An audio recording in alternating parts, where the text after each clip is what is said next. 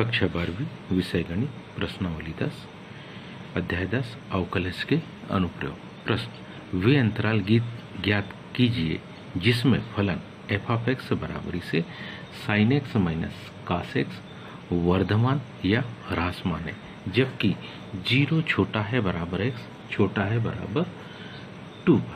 अब हम लिखेंगे क्या, यहाँ दिया है, यहाँ क्या दिया है, क्या दिया है, f ऑफ x की वैल्यू हमारे पास दी है कि sin x minus cos x। अब वर्धमान या ह्रासमान के लिए सबसे पहले हम इसका डिफरेंशिएशन करते, मतलब क्या हो जाएगा d बाई डी एक्स, जिसको हम लिखते कि हम इसका x के सापेक्ष क्या कर रहे हैं, अवकलन करने पर। जब इसका हम x के सापेक्ष अवकलन करेंगे तो इसको हम जो लिखते हैं कुछ इस प्रकार से, f डैश x बराबरी से क्या sin x का क्या हो जाएगा cos x minus cos x का माइनस sin x, तो minus minus plus sin x। अब हम f डैश x को किसके 0 के इक्वल रख के देखते हैं, तो f डैश x को जब 0 के इक्वल रखेंगे तो क्या होगा, cos x plus sin x ये भी 0 के इक्वल हो जाएगा। cos x को यदि दाहिनी तरफ पक्षांतर किया तो ये क्या बन जाएगा, sin x equal to minus cos x, और जब cos x को इधर लाएंगे तो क्या हो जाएगा, sin x बटे cos x बराबरी से ऋण 1, यानी इसका हल क्या आ गया, इसका हल आ गया क्या, tan x इक्वल टू -1। अब हमको ये ध्यान रखना है कि tan x इक्वल टू -1 कब कब आता है। tan x यदि ऋण 1 के बराबर है तो tan x का मान ऋण 1, tan x का मान कितना, ऋण 1। एक तो कौन से, सेकंड यानी द्वितीय चतुर्थांश में होगा और चतुर्थ में होगा, तृतीय और प्रथम में tan तो धनात्मक होगा।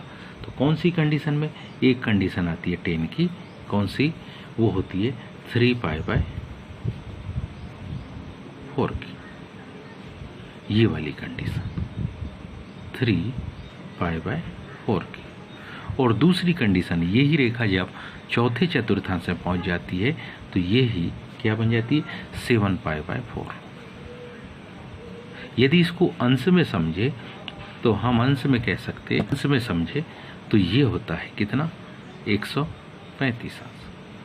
और यदि हम इसको अंश में समझे तो ये इधर वाला कोण हो जाएगा कितना, 315 अंश। अंश में कुछ इस प्रकार से हो गए, तो मतलब ये दो कंडीशन में tan क्या 7π/, इन दो कंडीशन में tan का मान कैसा होता है, ऋण 1 होता है।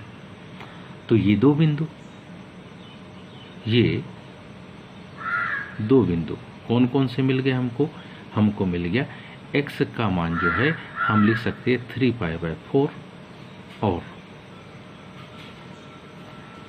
x का मान हम लिख सकते हैं क्या, 7π/4।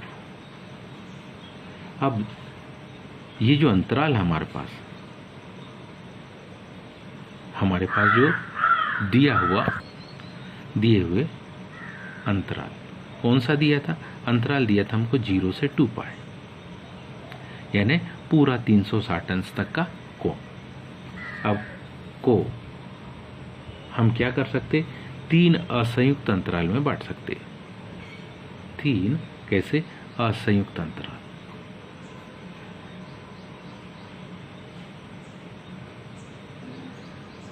पहला हो जाएगा 0 से 3π/4,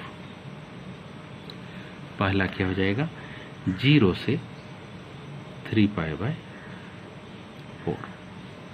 दूसरा हो जाएगा 3π/4 से 7π/4।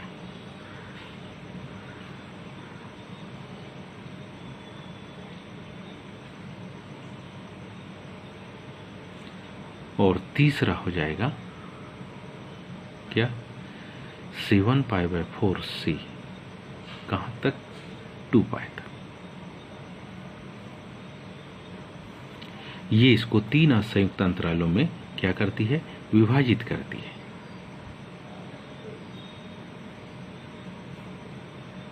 अब हमको ये देखना है कि कहाँ पर कौन सा मान धनात्मक है और कहाँ पर कौन सा मान ऋणात्मक है। f' बराबरी से हमारे पास जो कंडीशन है उसको हम समझने का प्रयास करते हैं कि जब हम cos x में sin x के मान को जोड़े तो कौन सा पद कहाँ ऋणात्मक आएगा और कहाँ धनात्मक आएगा, उसको जरा हम समझते हैं। तो उसको समझने के लिए आइए थोड़ा ध्यान दें हमारे पास के प्रश्नों की कंडीशन पर। यदि हम इसका मान 0 लिखे साइन 0 अंश का, तो साइन 0 अंश का मान तो 0 होता है, cos 0 का मान क्या होता है 1। तो इन दोनों का योग यानी cos x plus sign x, क्या लिखे हम cos x plus sign x। अगर हम इन दोनों के योगों को लिखे तो वो क्या आता है धन 1। 30 अंश की वैल्यू के समय देखें तो साइन का मान होता है 0.5 और इसका मान होता है 0.87। जब हम इसको जोड़ेंगे तो ये मान होगा कितना 1.37। इन दोनों को जोड़ेंगे तो 7 7 14 1 7 7 14 1.414। इसको जोड़ेंगे तो पुनः क्या 1.37। इन दोनों का योग 120 अंश की कंडीशन में देखें तो ये ऋण है और ये धन है। तो ओवरऑल उत्तर जो होगा, क्योंकि बड़ी संख्या धन है इसलिए 0.37। 135 में देखें तो दोनों मान समान है इसलिए कितना 0। आप इसे देखें ध्यान से तो ये ऋण है ये धन है, तो ओवरऑल उत्तर ऋण में आएगा। इसे देखें तो ये ऋण, ये भी ऋण ये भी ऋण, दोनों ऋणात्मक हो जाएंगे तो क्या आएगा 1.37। 225 दोनों ऋणात्मक है, तो ऐसी कंडीशन में 1.414 और वो भी काहे में ऋण में। यहाँ पर पुनः देखें तो ये दोनों ऋण है इसलिए उत्तर 1.37 ये ऋण है। 300 अंश में ऋण 8.7 धन 50.50, तो ये उत्तर आएगा ऋण 0.37। ये उत्तर दोनों मान समान है लेकिन चिन्ह विपरीत है इसलिए 0। इन दोनों को देखें तो धन वाली संख्या बड़ी है ऋण वाली संख्या छोटी है इसलिए उत्तर धन में और यहाँ भी धन में। आइए अब देखते हैं कि कहाँ पर मान 0 से छोटा है और कहाँ पर मान 0 से बड़ा है। तो यहाँ से लेकर यहाँ तक की कंडीशन मतलब कितना 0 अंश से लेकर किससे लेकर 0 अंश से लेकर 135 अंश तक की कंडीशन मतलब कितनी 3π/4 तक की कंडीशन में हमको मान क्या पॉजिटिव मिल रहे हैं। लेकिन 3π/4 से मतलब 135 से लेकर कहाँ तक 315 मतलब कहाँ तक 7π/4 तक की कंडीशन में हमको उत्तर ऋण में मिल रहा मतलब 0 से कैसा है छोटा है। फिर यहाँ से जब हम आगे बढ़ रहे तो इधर भी और इधर भी ये मान कैसे पॉजिटिव है मतलब इस अंतराल में ऋणात्मक है। को ध्यान से देखें हम तो हमारे पास पहला क्या, यदि हम 0 अंश से लेकर कहाँ तक की पोजीशन 0 अंश से लेकर यदि हम यहाँ तक बढ़े 3π/4 तक, तो इस कंडीशन में f' का चिन्ह कैसा होता है धनात्मक होता है। f' का चिन्ह धनात्मक होता है। धनात्मक होता है यानी बढ़ रहा है पॉजिटिव है, धनात्मक है इसलिए हम इसको कहते वर्धमान है, 0 से बड़े को वर्धमान। दूसरी कंडीशन 3π/4 से 7π/4 की कंडीशन में 3π/4 से कौन सी 7π/4 की कंडीशन में हम पाते हैं कि मान 0 से छोटा है यानी कि कैसा मान है ऋणात्मक मान है। यह मान कैसा है ऋणात्मक है। ऋणात्मक है इसका मतलब कैसा है ह्रासमान है। और तीसरी कंडीशन क्या, 7π/4 से यदि हम यहाँ ये जो वैल्यू है 360, इसको क्या कहते हैं हम 2π। यहाँ तक की कंडीशन में अगर देखें तो ये मान कैसा है, धनात्मक है। तो तीसरा जो अंतराल था वो था 7π/4 से कहाँ तक, 2π में।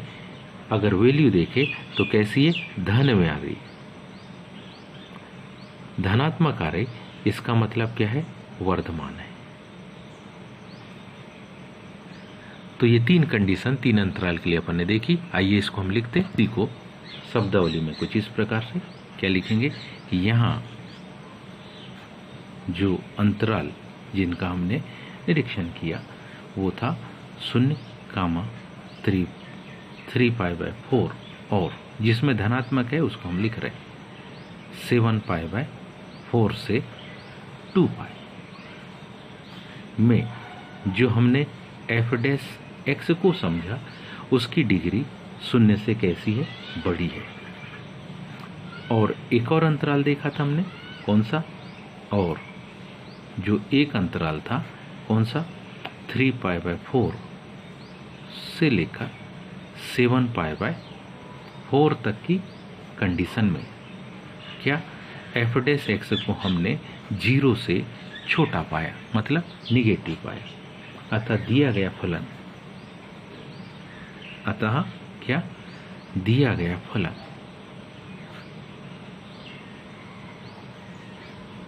किस f(x) काहे में, अंतराल, इन दो अंतरालों में पॉजिटिव है। कहाँ, 0 से 3π/4 यूनियन, कहाँ से, 7π/4 से 2π